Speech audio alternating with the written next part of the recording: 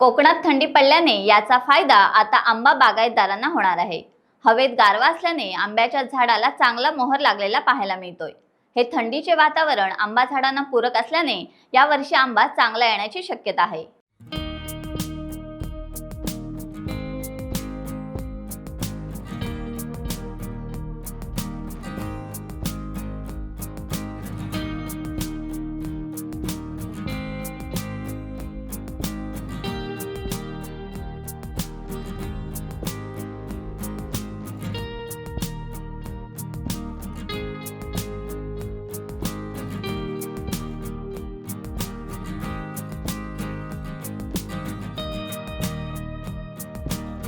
Times डिजिटलला like करा, share करा, subscribe करा आणि बेल आयकॉन दाबायला विसरू नका।